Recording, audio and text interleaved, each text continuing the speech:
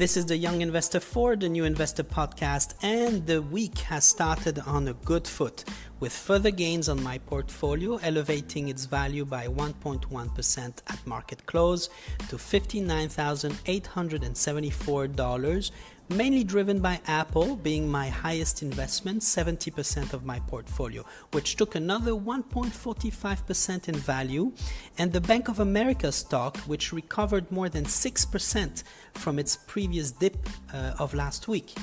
Now, I remember when I had no cash on hand to purchase more of it and complained about it to you only last week. However, the opportunity may not have been great enough to prompt me to sell any of my other stocks to buy more of it. Not worth such a move at the moment. However, if I had some cash on hand, I would have definitely bought more to decrease my overall average. Now, this means that by increasing your position on a stock, should you happen to buy it cheaper than the price you originally purchased it for, the overall average price of your lot will therefore decrease, giving further room to increase in value over time. Now, I am on my way to fix that flaw in my strategy already, and I promised myself and I promised you to be cash ready in the future to avoid being a sitting duck and miss opportunities again. Your investment strategy or moves should never be driven by emotions, but rather by maintaining a good discipline and by doing your homework. Do not approach the stock market or your investment as gambling, as it will be the quickest way to lose. Do not approach this to make a quick buck. If this is your aim, please do not go any further. Do not take that journey, as it will lead you to the utmost dismay and probably total failure. Now, I am prepared to lose all my yearly gains in a single day, and it will not affect my emotions. For sure that my profile probably has a higher tolerance to risk, but the principle is the same. If you are mentally prepared about the possibility to lose those gains in a single day and take the opportunity that such an event brings, then you are an investor. Like a hawk flying above, focusing on its prey while awaiting the right moment to strike, the hawk will strike when its prey is at its most vulnerable position. Same with your stock. Wait for them to be at their most discounted state and go out there with the cash you would have built as of today and buy them all.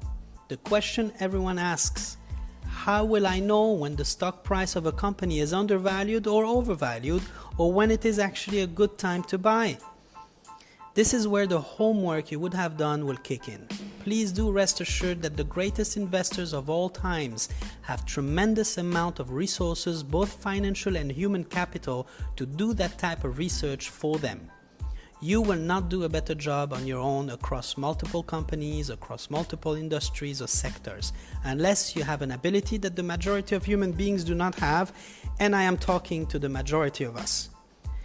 So my portfolio, for example, is composed of only 4 companies in sectors I am highly interested in or have a hobby knowing more about, or their trends, or what makes them successful, or what would make them successful in the future.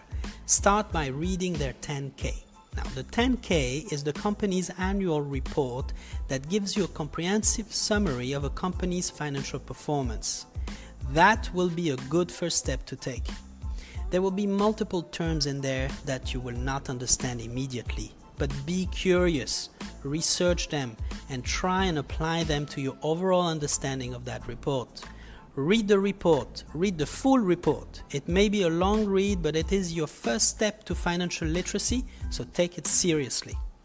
There are enough resources online that are free, I must say, free, telling you all what you need to know. Why not taking a course online as well? You're smarter than you think. You should also listen to the company's quarterly earnings call to educate yourself further. The quarterly earnings call is a conference call between the management of a public company, analysts, investors, and the media to discuss the company's financial results during a given reported period. That was a clear definition, right? Well, it was as simple as typing it on Google. So no excuses to educate yourself, as it is that easy in 2019. When I was 20, I had to dig into books at the library for weeks to get information. Take advantage of your world right now.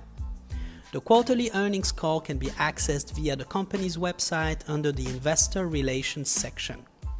How about you pick a listed company today to study, research, get to know for a full week? How about you allocate 2 hours a day to that exercise?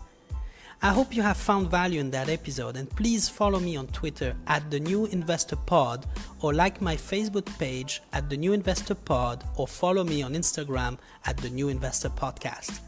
I wish you all a fantastic day ahead and plenty of new knowledge coming your way.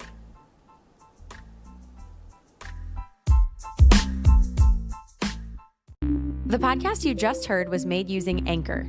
Ever thought about making your own podcast? Anchor makes it really easy for anyone to get started. It's a one-stop shop for recording, hosting, and distributing podcasts. Best of all, it's 100% free. Sign up now at anchor.fm/new. That's anchor.fm/new to get started.